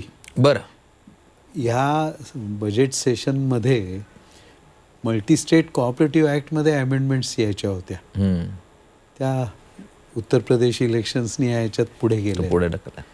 पण मॉन्सून सेशनमध्ये त्या येतील आणि त्याच्यातनं आमूलाग्र चेंजेस मल्टीस्टेट कोऑपरेटिव्ह ॲक्टमध्ये येतील अशी आम्ही अपेक्षा करतोय. पर्टिक्युलरली सगळ्या म्हणजे मल्टीस्टेटच्या सुरुवात म्हणून कोऑपरेटिव्हजना त्यांच्या SPV फॉर्म करणं, त्यांच्या लिमिटेड कंपनीज त्यांना 100% ओन करणं, त्यांनी मार्केटमध्ये जाऊन कॅपिटल रेस करणं, अशा फार मोठ्या इम्पॅक्ट करणाऱ्या त्याच्यातनं येणार आहेत. आणि आज जे त्यांनी आता जो मराठा साहेब एक नितिन गडकरींची प्रतिक्रिया आहे आपण तिकडे जाऊ. इसी बात को ध्यान में लेकर इसको सर्वोच्च प्राथमिकता वित्त मंत्री जी ने दी है. मैं उनके प्रति आभार व्यक्त करता हूं और आने वाला ये बजट विशेष रूप से ग्रीन इन्वायरमेंट की तरफ हमें लेके जाएगा. जो हमारी ethics, economy, ecology end environment 3 important pillar हैं. इकोनॉमी के बारे में इकोनॉमी की ग्रोथ भी होगी और जल प्रदूषण और वायु प्रदूषण में कमी होगी. दूसरी ओर वेस्ट टू वेल्थ वाली आइडिया जो है, जो परेली जलाते थे वो पैलेट बनाएंगे और पावर में उसका यूज़ होगा पैलेट का. किसानों के लिए, किसानों के युवाओं के लिए, वहाँ के गांव के युवाओं के लिए नए रोजगार निर्माण होंगे. तो एक नए भारत का निर्माण करने का जो एक प्रधानमंत्री की सोच है उसका दिशादर्शन इस बजट में हुआ है. और ये मुझे विश्वास है कि ग्रामीण भारत को, कृषि भारत को 115 एस्पिरेंट डिस्ट्रिक्ट को और ट्राइबल ऐसे क्षेत्र में विशेष रूप से प्रगति की गति और बढ़ाएगा और हिंदुस्तान को आत्मनिर्भरता की तरफ लेके जाएगा। और इतना अच्छा बजट वित्त मंत्री ने दिया है, मैं उनका बहुत बहुत अभिनंदन करता हूं, उनको धन्यवाद देता हूं। साहजिक अशी प्रतिक्रिया जी आहे ती समोर येताना पाहायला मिळालेली आहे. पण रोड डेव्हलपमेंट संदर्भात मोठी घोषणा करण्यात आलेली आहे. हायवे साधारण 25,000 किलोमीटरचे हायवे आणि त्यासाठी म्हणून 20,000 कोटी रुपयांची गुंतवणूक करण्याची घोषणा जी आहे. 20,000 कोटींची गुंतवणूक साधारण गतिशक्ती मास्टर प्लॅन अगदी तर 20,000 कोटींची गुंतवणूक होणार आहे. निश्चितच त्यातून काही प्रमाणावर रोजगार निर्माण होईल. चलन पण जे ते लिक्विडिटी रूपामध्ये आपल्याला येताना मार्केटमध्ये पाहायला मिळेल. सर मराठे सर, तर मी जसं मगाशी म्हणत होतो, मल्टी स्टेट कोऑपरेटिव्ह ॲक्टमध्ये खूप मोठे चेंजेस आम्ही अपेक्षित करतोय, ज्याच्यामधनं अनेक गोष्टी ज्या कोऑपरेटिव्ज आज त्यांना परमिशन्स नाही आहेत त्या सगळ्या परमिशन्स याच्यातनं मिळतील. आणि SPV फॉर्म करणं कोऑपरेटिव्जनी, कंपन्या फॉर्म करणं, त्यांनी कॅपिटल मार्केट्सला टॅप करणं आणि कोऑपरेटिव्ह सेक्टरकडे जो कॅपिटल इन्फ्लो होण्याची गरज आहे, पर्टिक्युलरली ॲग्रो प्रोसेसिंग सेक्टर वाढवण्याच्या दृष्टीने तो फार महत्त्वाचा आहे. आज जो बेनिफिट मिळाला आहे तो बोटावर मोजणाऱ्या कंपन्यांना मिळेल असं दिसतं आहे. अमूल आहे, इफ्को आहे, क्रिप्को आहे, आपले काही साखर कारखाने असतील, काही सूत गिरण्या असतील, काही डेऱ्या असतील, पण यांची संख्या मर्यादित आहे, खूप मर्यादित. पण नवीन येणाऱ्या काळामध्ये जर का मोठ्या प्रमाणावर ॲग्रो प्रोसेसिंगचा विषय वाढला तर त्याच्यातनं त्याला बेनिफिट मिळणं, कॅपिटल इन्फ्यूज होणं हे पुढच्या काळात अपेक्षित आहे. अगदी देवेंद्र फडणवीसांची प्रतिक्रिया आहे, आपण तिकडे जाऊयात थेट. 2.37 लाख कोटी रुपयाची तरतूद, 2.37 लाख करोड आजपर्यंतच्या इतिहासातली सगळ्यात मोठी तरतूद आहे. MSP वाढवून त्यामध्ये अधिक समावेश करून आणि उदाहरणादाखल भात खरेदीमध्ये 1 लाख मेट्रिक टनचा विक्रम या अर्थसंकल्पाच्या माध्यमातून होतोय. त्यामुळे शेतकऱ्यांना समर्पित असा अर्थसंकल्प आपण मानू शकतो. यासोबत शेती क्षेत्रामध्ये टेक्नॉलॉजीचा उपयोग, ड्रोनचा उपयोग करून क्रॉप मॅपिंग आणि संपूर्ण शेतीला सस्टेनेबल बनवण्याचा प्रयत्न या अर्थसंकल्पात झाला आहे. तर आमच्या शेतकऱ्यांना मार्केट ॲक्सेस मिळाला पाहिजे. त्यांच्या मालाला थेट विक्री करता कोणीही मध्यस्थ न मिळता त्यांना योग्य भाव मिळाला पाहिजे. याकरता ॲग्री स्टार्टअप्स करता विशेष सवलती या अर्थसंकल्पाने या ठिकाणी दिल्या आहेत. आणि यासोबत शेतीच्या संदर्भातला इन्व्हेस्टमेंट हे प्रचंड मोठ्या प्रमाणात वाढवण्याचं काम विशेषतः इरिगेशनच्या सेक्टरमध्ये, मायक्रो इरिगेशनच्या सेक्टरमध्ये, शेतीला आधुनिक करण्याकरता अवजारांच्या क्षेत्रामध्ये प्रचंड मोठी गुंतवणूक या ठिकाणी या आत्मनिर्भर अर्थसंकल्पाच्या माध्यमातून चालली आहे. देशातल्या सहकाराकरता आणि विशेषतः महाराष्ट्रातनं तर याबद्दल सर्वाधिक आनंद व्यक्त होईल. सरकारनं याआधीच साखर कारखान्यांवरचा इन्कम टॅक्स हा रद्द केला होता.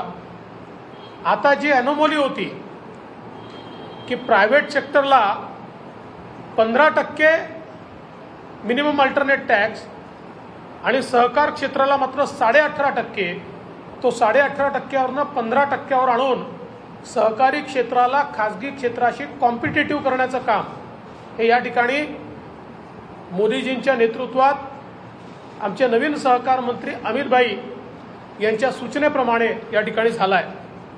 आणि यासोबत सहकारी संस्थांवरचा जो ॲडिशनल सरचार्ज होता हा देखील 12% 60% आणण्यात आला आहे.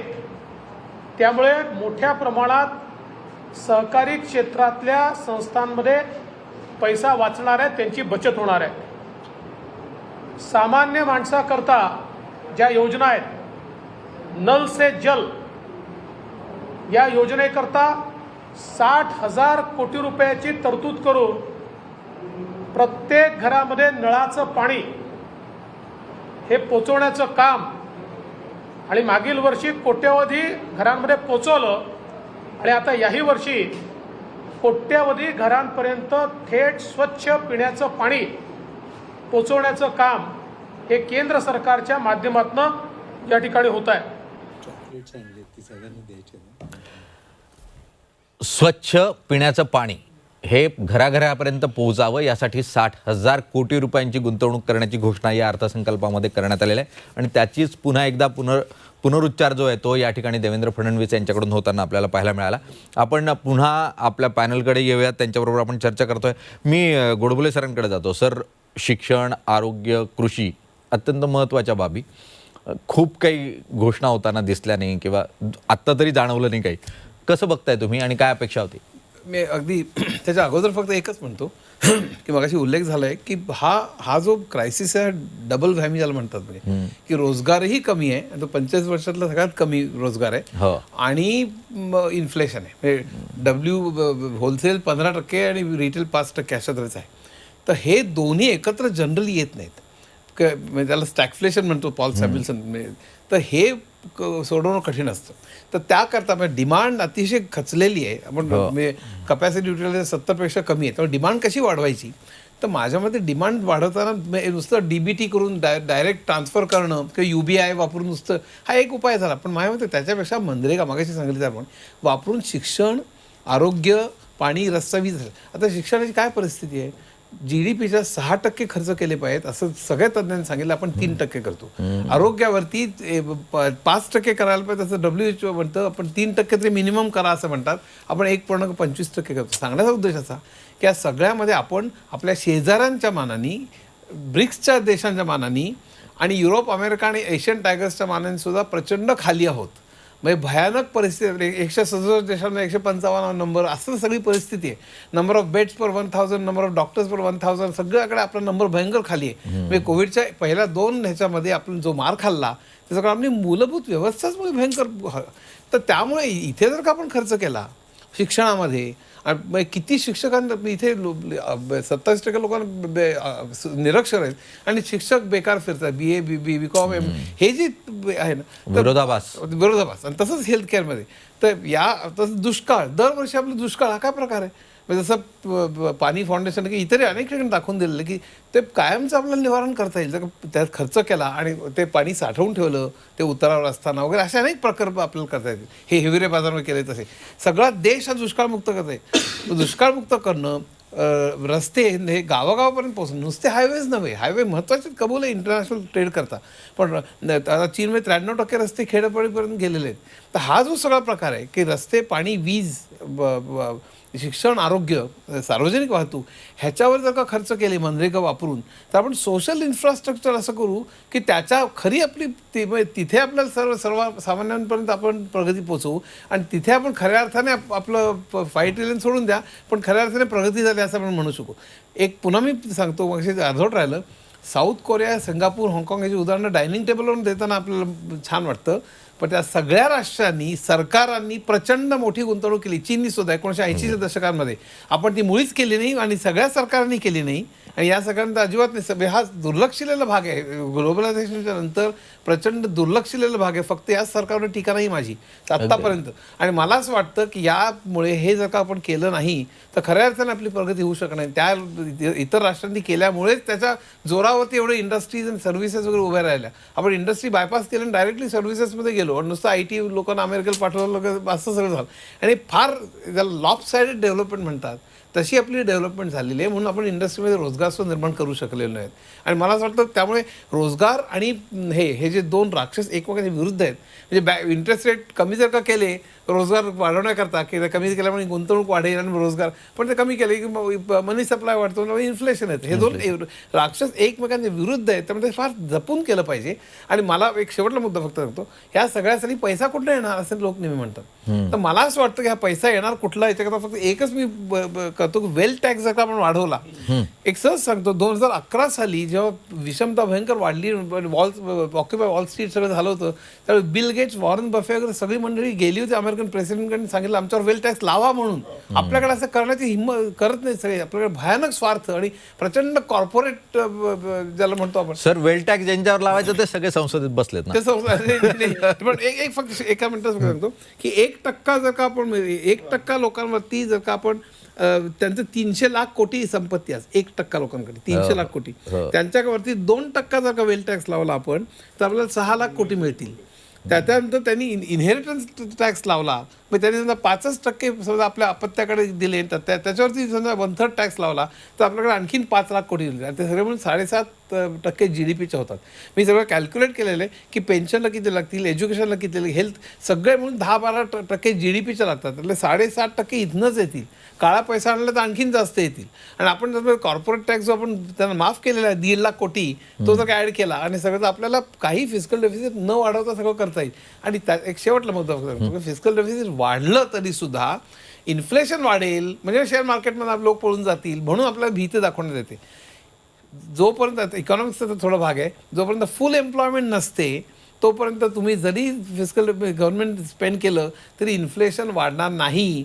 हे खूप पूर्वी रॉबर्ट कहान नावाच्या 1931 साली सांगितलेली थेरी, केन्सचा तो विद्यार्थी होता आणि केन्स नंतर ती कॉरॉबोरेट केली.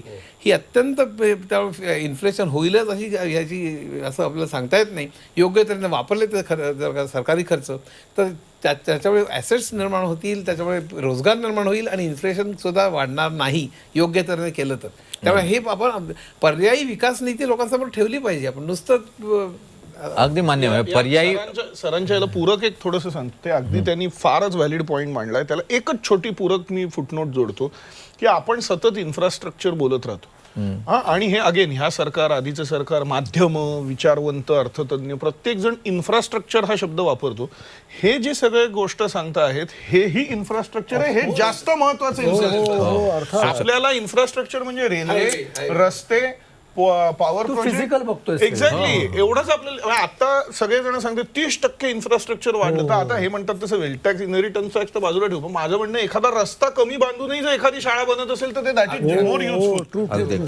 परंतु हा अप्रोचच नाहीये आपल्या थिंकिंग मध्ये. अगदी. त्यामुळे 2 ट्रिलियनची, 3 ट्रिलियनची की 5 ट्रिलियनची इकॉनॉमी झाली, यापेक्षाही महत्वाचं आहे की मानवी विकास निर्देशांकामध्ये आपण वाढ करू शकलो का. जर ते करू शकलो नाही आणि फक्त आपला GDP आणि ओव्हरऑल इकॉनॉमी वाढत असेल तर तिच्याने खरा विकास हा कधीच साधला जाऊ शकत नाही. अत्यंत महत्त्वाचा मुद्दा. मी परत मराठे सरांकडे येतो. मराठे सर, आपण आत्ता बोलत असताना संरक्षण क्षेत्रामध्ये जे प्रोक्युरमेंट आहे, जी खरेदी आहे, त्यामध्ये तुम्ही म्हटलात की एक विशिष्ट टक्केवारीपर्यंतचा निर्णय जो आहे त्याचं सुतोवाच करण्यात आलं. कशा स्वरूपामध्ये? ते असं आहे, गेली 4-5 वर्ष मनोहर पर्रिकर असल्यापासून त्याला अधिक गती आली की डिफेन्स सेक्टरमध्ये देखील मेक इन इंडियावरती करायचं. डिफेन्स सेक्टरमध्ये जे आपल्याकडे निर्माण होऊ शकतं ते तर करायचंच आणि इम्पोर्ट सबस्टिट्यूशनकडे जायचं. आणि अनेक इनिशिएटिव्स त्याच्यातनं सुरू झाले. आणि यंदाच्या वर्षीच्या बजेटमध्ये त्यांनी जे आता अनाऊन्स केलं, 68% of the budget will be spent on goods manufactured in India for defence. हा फार मोठा एक इम्पॅक्ट करणारा विषय आहे. आणि ह्याचा परिणाम फॉरेन एक्सचेंजवरती होणार आहे. आपला जो आउटफ्लो फॉरेन एक्सचेंजवरती मधनं खूप व्हायचा आणि ह्याच्यातले काही आयटम्स हे रिकरिंग एक्सपेंडिचर्स आहेत. त्याच्यामुळे एक डिफेन्समध्ये आत्मनिर्भर होणं, आपल्या कपॅसिटीज वाढणं, इनोव्हेशन वाढणं हे खूप मोठं होईल. आणि मला असं वाटतं की IITs आपली ह्याच्यात खूप मोठं कॉन्ट्रीब्युशन करतायत. त्याच्यातनं आणि MSMEचंही कॉन्ट्रीब्युशन ज्याच्यातलं मोठं आहे. त्याच्यामुळे ओव्हरऑल हे देशाच्या हिताचं एक पॉलिसी आहे असं मला वाटतं. अगदी खूप मोठ्या प्रमाणात मोठा आर्थिक भार हा या क्षेत्रावरचा असतो.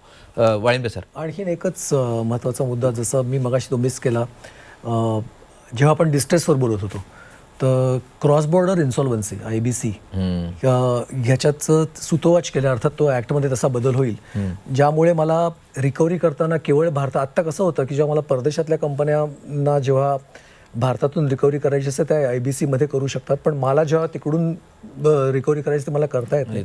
ती क्रॉस बॉर्डरमुळे दोन्ही देशांना एकमेकाच्या याच्यातून ती करता येईल. ही खूप मोठी स्टेप आहे आणि ती अपेक्षा होती की ती यायला पाहिजे, ती सुदैवाने या अर्थसंकल्पात आली. अत्यंत निर्यातकांसाठी एक दिलासादायक अशा स्वरूपाचं चित्र या निमित्ताने तयार होणार. जोडून माहिती करता फक्त सांगतो, 26 मार्चला दिल्लीला ह्याच विषयावरती इंटरनॅशनल कॉन्फरन्स ठरली, ऑर्गनाईज होती. ओके.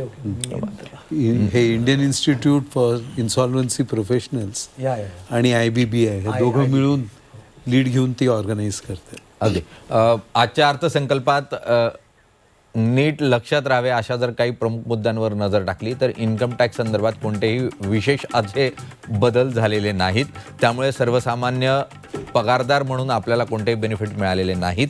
इतकंच नाही, कृषी क्षेत्रासाठी मोठे बदल दिसत नाहीत. MSP म्हणजे मिनिमम सपोर्ट प्राईस जी आहे त्या संदर्भात 2 लाख कोटी रुपयांपर्यंतचं प्रावधान या ठिकाणी दिसतंय. मात्र ते गहू आणि आणखी एका फक्त तांदूळ या 2च उत्पादनांसाठी आहे. तुम्हाला उसाला किंवा इतर यांना ती MSP लागू होईल असं नाही. आणि इतकंच नाही तर एज्युकेशन सेक्टरमध्ये 100 चॅनल्स सुरू करण्याची घोषणा करण्यात आलेली आहे. ऑनलाईन शिक्षणाच्या आणखी एक पाऊल पुढे जाण्याचा प्रयत्न जो आहे तो या ठिकाणी होताना पाहायला मिळतोय. या व्यतिरिक्त जर प्रमुख बाबींवर नजर टाकली तर अशा कोणत्याही प्रमुख बाबी दिसत नाही. पण हो, क्रिप्टो करन्सी संदर्भात 30% तुम्हाला जर क्रिप्टोमध्ये फायदा झाला तर 30% कर जो आहे तो तुम्हाला भरावा लागणार आहे. निश्चितपणे सर्वसामान्य माणसाला याचा खूप काही फरक पडणार नाही. मात्र डिजिटल करन्सी ही येऊ घातलेली आहे, डिजिटल चलन ही येऊ घातलेलं आहे आणि ते येत्या काळामध्ये थेटपणे तुमच्या व्यवहारात येणार आहे याचे संकेत मात्र या अर्थसंकल्पामध्ये आपल्याला मिळताना पाहायला मिळालेलं आहे. आणि त्यामुळे सुरुवातीला म्हटलं गेलं डिजिटल अर्थसंकल्प. हा डिजिटल अर्थसंकल्प सादर झालेला आहे तो फक्त भ्रामक नसावा, तो फक्त डिजिटल जगातला व्हर्च्युअल अशा स्वरूपाचा नसावा, तर तो जमिनीवर यावा आणि सर्वसामान्यांना त्यातून निश्चितपणे लाभ व्हावा अशी अपेक्षा व्यक्त करूयात. आणि आज सर्व मान्यवर या चर्चेमध्ये सहभागी झाले, त्यांचेही खूप खूप आभार. धन्यवाद.